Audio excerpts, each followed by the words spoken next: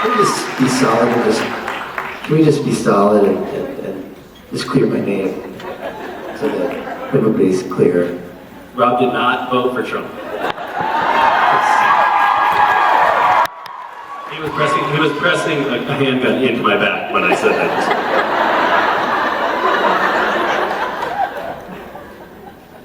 Hi, everybody.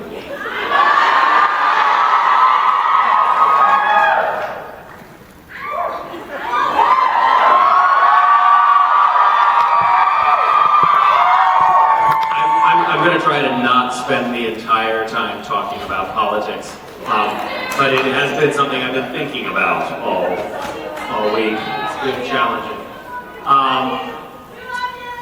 Thank you.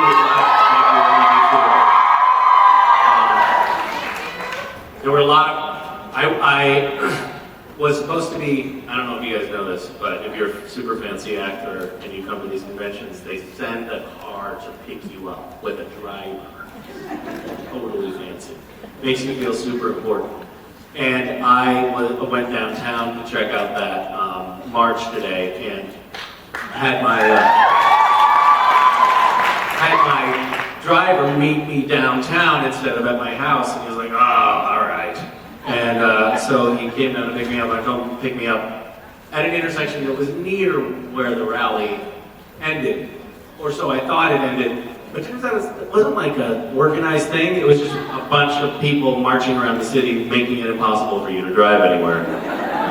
And he did not take it very well. I was like, look at, all these people out, exercising their, God-given right. And he was like, this has fucked up my whole day. God damn it.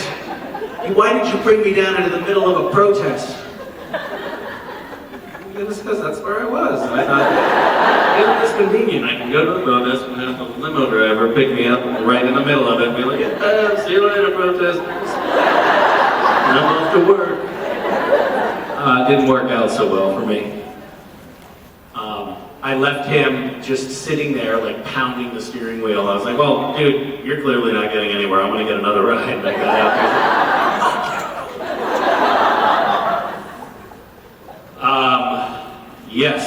Yes. My 4-year-old, I've told this story before, but I'll tell it again because it feels relevant right now. My 4-year-old, my kids, I've noticed, aren't getting the same questions in their early childhood that I was plagued by when I was a little kid. I remember the grown-ups would always say, how old are you? That was question number 2. Question number 1. Question number 2 might be, what's your favorite color? And then they would always ask, which was orange. I always said orange. And then as I grew a little bit older, I realized I didn't like orange that much, but since I had staked out my position as liking orange best, I stuck with it until I was like 15, and I was like, wait a minute, I haven't liked orange since I was 5 years old. Why am I still saying orange? By the way, nobody asks adults that. Orange. And then the third question is, what do you want to be when you grow up? And my kids never get that question. I used to get it all the time, and I would say, I want to be a train engineer, or an astronaut, or a beautician, or whatever, and I changed that with the winds. So I decided I would take it upon myself to pick up the slack where the rest of the adult universe seems to have dropped the ball, and I asked my daughter, what do you want to, I asked both my kids, what do you want to be when you grow up? And my son said, I want to be in the Olympics. And I was like, good. That is like solidly, totally unrealistic. That's awesome. And my daughter said, when I grow up, I want to vote for Trump.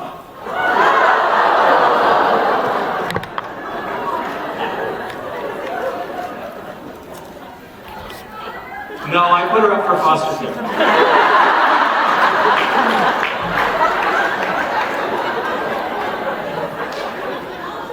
I had to be firm. There's no room for that in my house. Yes. You have a question? Yes. Hi, Misha. How are you? Good. How are you doing? Yeah, Sure. Yeah, I'm sure. I just wanted to first of all say thank you so much for everything you did during this election cycle. Thank you. I think there are a million other people who did more than I did in this election cycle. I just happen to have a slightly taller soapbox than your average person, so more people know about it. But a lot of people poured a lot of energy into it. Thank you. Thank you. Your retweets were extremely entertaining to many of us. Yeah. Although I noticed as it went on, like at first I started with just like straight up making fun of Donald Trump, and then like the end of the election cycle ended with, for the love of God, everyone go vote right now. We're like the nation is going to burn to the ground. I lost all humor by the end of it, which I don't know will ever come back. But yes. Well, my question is, a lot of stories are with safety pins, solidarity. I have a safety pin, but I'm also using it as a glow stick holder. But I wanted to know, you've been inspirational to so many of us. Who are the people that inspire you? Who are the people that inspire me? Yes. Don't ask me shit like that because I'm too emotionally vulnerable right now.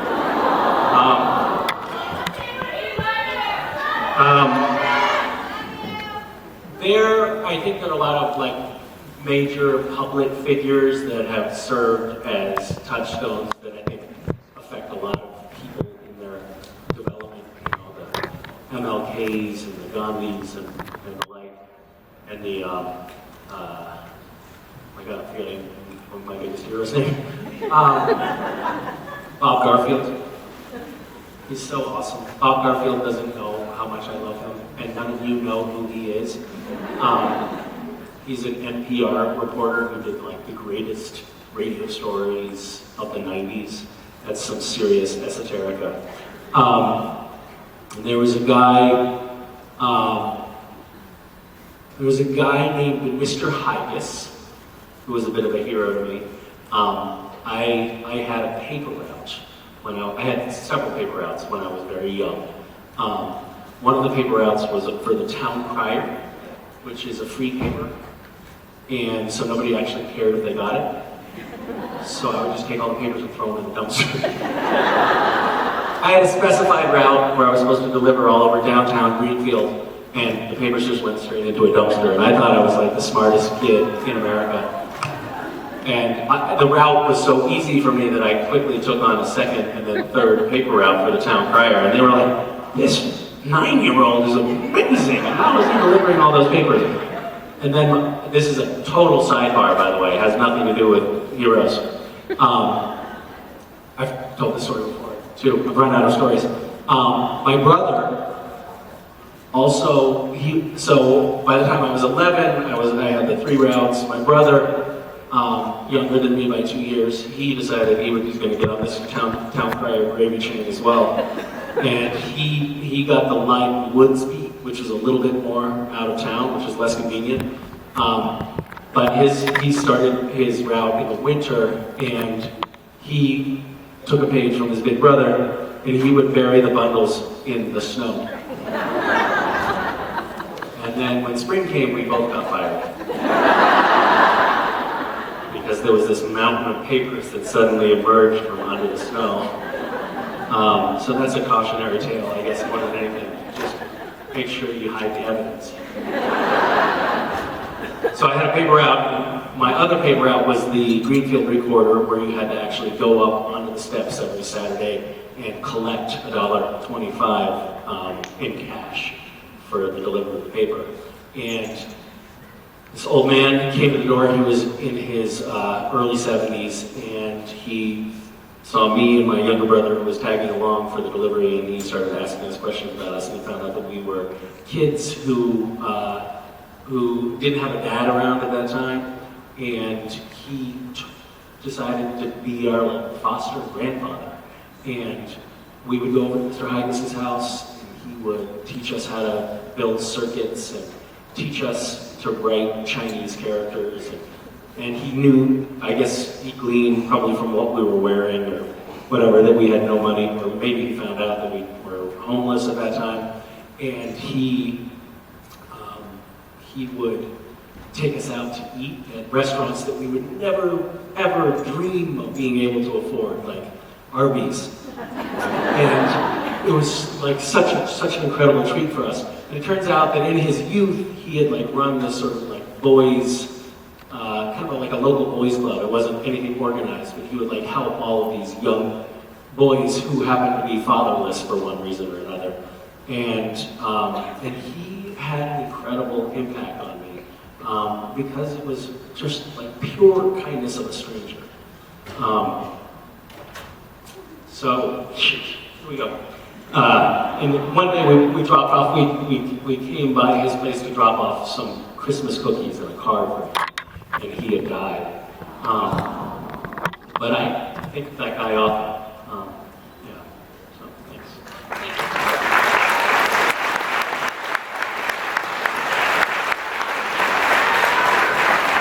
I knew for a fact that I wasn't going to be able to not tear up today. I was like, this is going to suck. Because I literally have been driving around and seeing a pretty flower and being like, I cannot.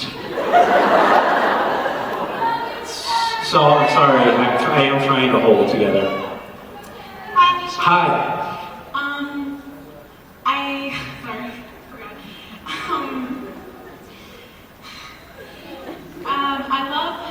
I love the way you can go from playing Castiel and then Lucifer because you played it so well.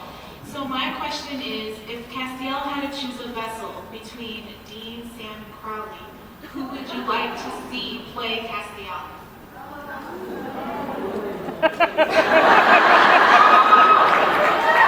You're asking which other cast member does Castiel most want to be inside of?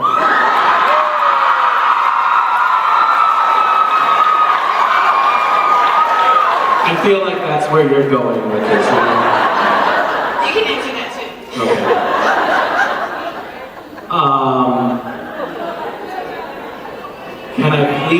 Can I plead the fifth on this? Is that not? I don't think they would want me to. Can I go? What? They know your answer. They know the answer. They know the answer, so I don't have to say it.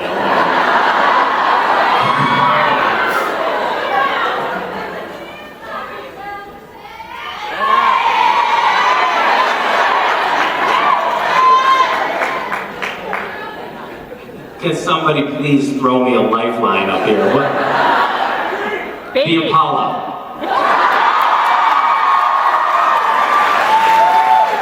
Hi.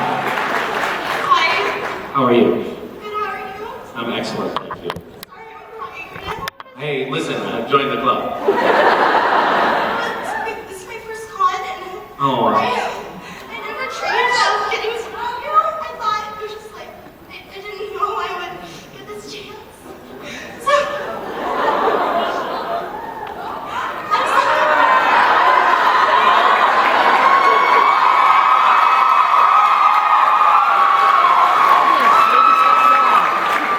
Don't worry, it's not always going to be this painful. Nice to meet you. Yeah. She really is crying. I can vouch for it up close. I just want to say that you're amazing too, so. Oh my goodness, I'm glad that we had this talk. My question for you is, I feel like Haas is getting more and more human as the episodes go by, and I was wondering, do you think he'll ever become his angel self again, or do you think he'll just permanently continue to be turned into a human?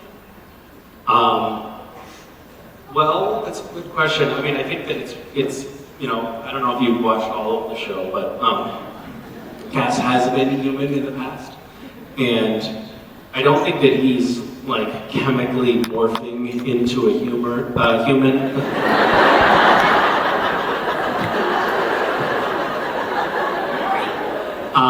I don't think he's chemically morphing back into a human again, or actually becoming human, but what he is becoming, and I think that having been a human is a big part of this, and having been so close with Sam and Dean for so long, it's made him incredibly empathetic to the human condition. He understands it much more now than he did when I was first cast on the show 9 years ago. He is no longer looking at humans like they're aliens. He understands them to a large extent. He still lacks a lot of social graces, and I don't think that he'll ever really be able to pass as a human.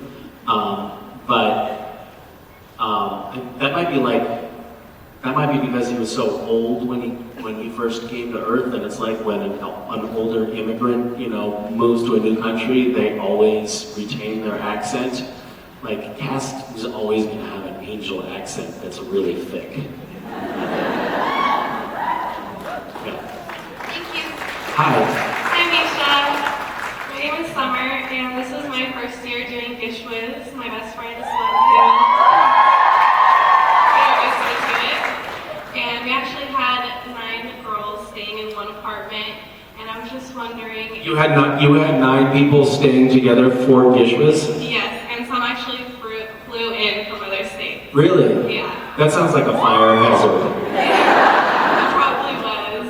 But I was just wondering if you had any crazy things that you did during Gishwhz, or any stories that you've been told. Well, I mean, for me, Gishwhz now is mostly just like being at like command center, trying to put out fires or prevent fires from igniting, or dealing with quasi-legal problems that arise, or talking with lawyers and being like, so what do you think? Are we totally fucked here? We'll get letters from, executives at big companies saying, please stop doing this. And you have to be like, all right, are we going to listen to them? No.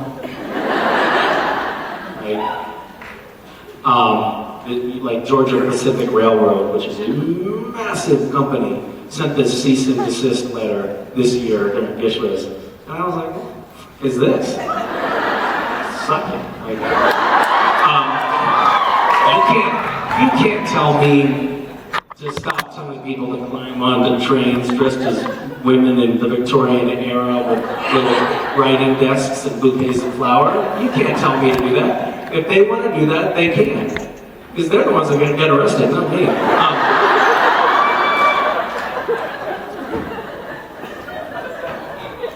We do tell people, by the way, like one of the rules is you're not allowed to break the law, so they have to figure out how to do things legally, or have nobody see them breaking the law. I'm somebody who has a hard time, I don't even know if it's like following the rules or just really even processing that I'm breaking the rules sometimes. Maybe that's like Cass's, personality accent or something. I think I might have one too, where I just don't quite understand what we're supposed to do and not supposed to do. Or maybe it's that I like to kind of push the envelope. Like, I know we're not really supposed to do this, but why not? Is a kind of thought loop that I'm often trapped in. We last weekend, was it last weekend? Was I at a convention last weekend? Yes. Yes. Yes.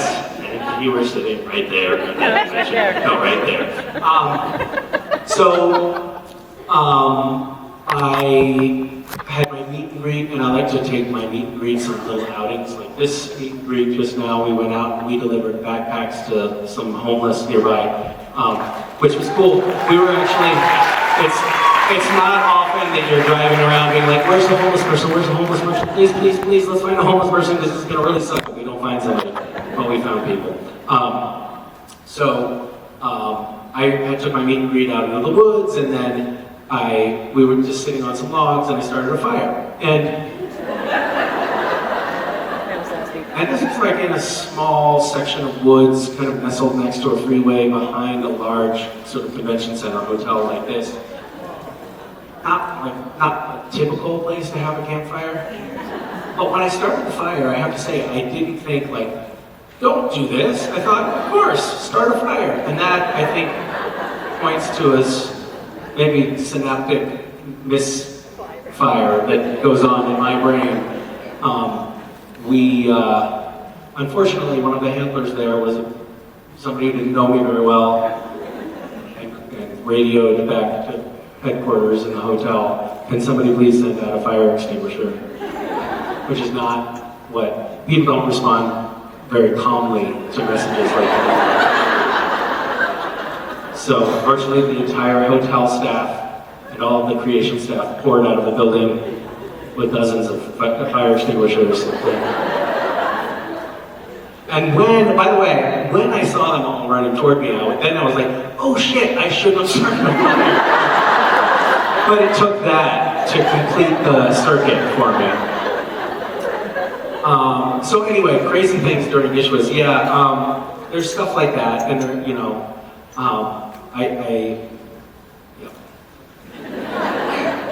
did a scavenger hunt when I was younger, and we would have to do some crazy shit to complete the items in that. Like people were, it was awesome. It was in college. People were stealing sheep from each other. My wife was on another team. She wasn't my wife yet, but she is now. She was on another team, and she asked me if she could borrow the keys to my car. And then I said no, and foolishly fell asleep. And she took the keys to my car and drove to Wisconsin and got 3 live sheep. And I had like this, like, little old Volvo sedan with cloth upholstered seats. I would have gone in for maybe a little newspaper or something. Nope. They were just in there pissing and shitting, eating the seats. And when they got hungry, they just nibbled the headrests. And anyway, we did stuff like that, which was awesome. There is some karmic justice in the universe because another team subsequently stole those sheep from her, which was awesome. Thank you. What about you? What crazy thing did you do? Definitely a lot of things that I never thought I would do. I dressed up in produce and went to a grocery store and did I thought I recognized you. Yes, you did a cheerleading thing. Yeah. I did. And then I also went and put whipped cream on my hair to a fire station and gave them ice cream. That's awesome. How did they handle it? They're actually really nice and they really appreciated it. Really? Yeah. Is that like one of those things like, thank you so much, man. Bye. That woman was wearing whipped cream. Don't eat anything that she gave us. The older guy was really appreciative, and the other guy was like, what the hell is going on? Yeah, that makes sense. I bet Gishwhz causes a lot of people to go home from work and be like, honey, I have to tell you the weirdest story. What happened to me at work today. Which is good. Thank you. Hi. Hi, I'm Katie from Vancouver. I'm a writer. Hi. How are you? I'm well. How are you? You're a long way from home. I am. This Yes, is my first time in LA. Well, welcome. Thank you. Oh, thank you. As a writer, I've drawn a lot of inspiration from my favorite writer, Gishwhz. I was wondering, because you've written poetry before, if you had a favorite writer who inspired you, or just made you think a lot.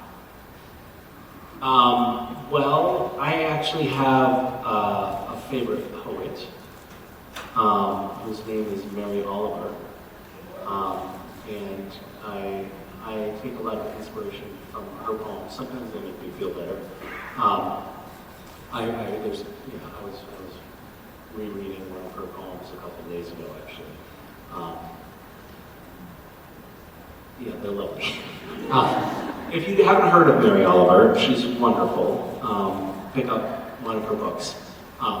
She is the most successful. I feel sort of like a Philistine in picking her because she's the most successful poet of the modern era. She's sort of like the Walmart of poetry. But she's successful because she's truly amazing. So there's one for you. Thank you. Hi. Hi, my name is Genesis. I Hi, have a question if there's any pieces of literature, which I think curious then, or like a photo or a quote that kind of you read once or you saw once and it kind of like shifted the way you think or changed something in your life? Wow, that's a great question. Do you have one that stands out for you as like a pivot point?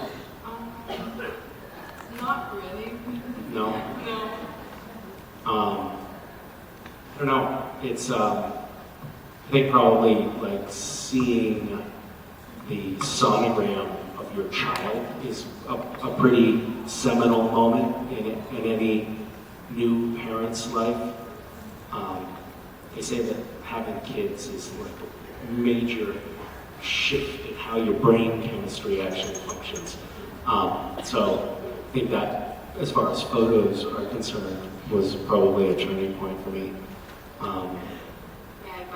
I think when I was in college, pretty much every book that I read, I thought, this is it, this is amazing.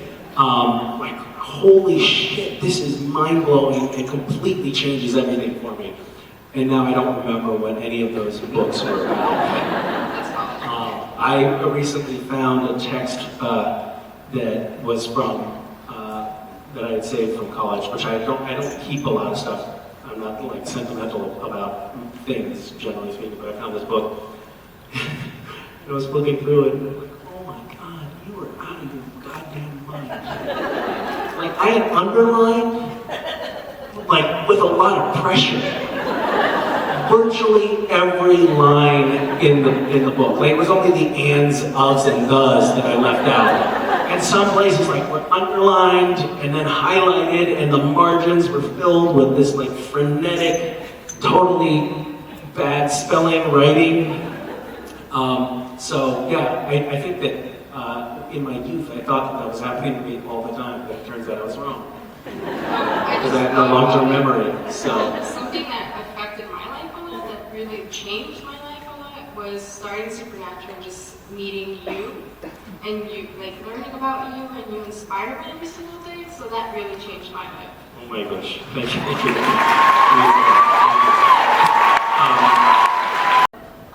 I was wondering, what makes you brave? What makes me brave? Well, yeah, what do you think of that gives you strength to do so? Well, this actually kind of, I think, a little bit touches on what I was talking about before, but like about the rule breaking and stuff. I think there are times when I am really remarkable, like I come across as pretty brave to those around me. And it's because I'm so stupid that I don't realize that I'm marching into certain death. I think I had a childhood that was a little bit, it was pretty unfettered, and I found myself in a lot of situations that normal parents wouldn't put their kids in, and kids wouldn't normally experience. And I survived all of those, so I grew up thinking like, oh shit, you usually survive, so it's usually gonna be fine. Which is not probably the smartest mentality. But a lot of times I will very foolishly march into situations that I shouldn't march into. But then again, that kind of like naive optimism also goes a long way, because you're like, you know what? I'm just, you know, if you're not feeling fear, then often bad things don't happen to you, weirdly. So it's kind of like a self-fulfilling cycle of stupidity that I find myself in. Yes. Thank you. Thank you. Hi. Hi. On Supernatural, like throughout all the seasons, which character would you want to switch roles with and why?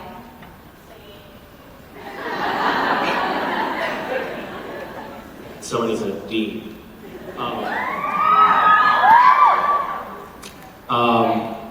No, because Dean has to work all the time on the show. It'd be nice to take a load off, you know, to do a little bit less work. So yeah, I think Gabriel would be a good move. Thank you. Hi. Hi. Oh, sorry. So you were in my hometown earlier this week,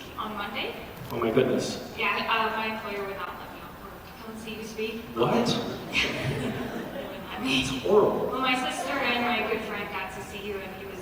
So I'm going to say hi for my friend Andy for him. He was so smitten with you. Oh, good.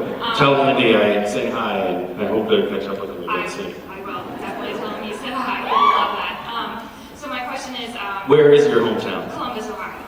Oh yes, I was in your hometown. Yeah. Yeah. So my question is, what part about Columbus and/or what part of Ohio is your favorite?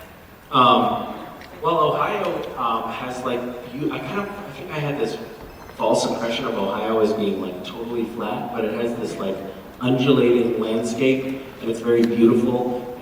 And the beautiful old farmhouses. I mean, it's obviously like American agricultural heartland, and it was really beautiful countryside to drive through. And the cities also feel like they have character, like they're old, established cities that have, each one has its own quality. It was actually it was great to have an excuse to do a road trip, you know, for 400 miles, and where you had to actually stop and sort of very quickly take in each of the major cities. I think we missed Toledo, but we hit those. What's that? I'm going to tell Toledo you said that. But it was fascinating. It was cool. Yeah. I mean, I think I was campaigning in the wrong state because it wasn't even close to Ohio in the end. But I think there was a lot of maybe false optimism going into that. Thank you. But it was amazing to see, like, there were a shitload of people that turned out. It was really something. It was a very surreal experience for me because I went and I campaigned for Hillary, and people showed up. I mean, and they expected me to talk about politics, and I don't know anything about politics, so I had to bluff. I had to like lie my way through it, like Donald Trump. And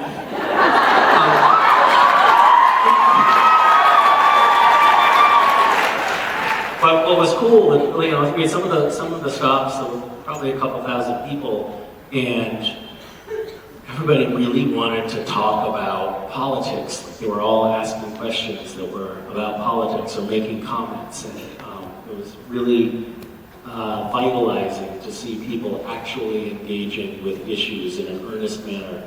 And it was exciting to see that there was this sort of pulse of mostly young people who were like hungry for that kind of engagement. So that was exciting.